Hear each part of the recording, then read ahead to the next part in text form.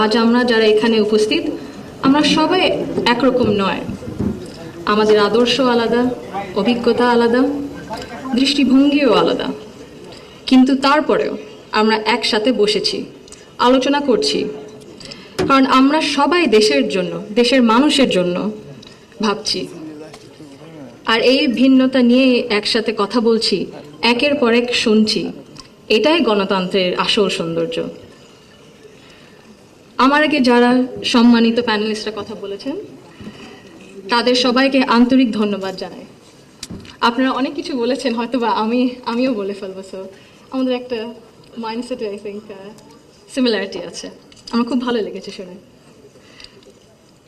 আমি আজ এখানে দাঁড়িয়েছি ভিন্ন এক অনুভূতি ও আবেগ নিয়ে। বাংলাদেশের পলিসি লেভেলটায় আমার প্রথম বক্তব্য এটা।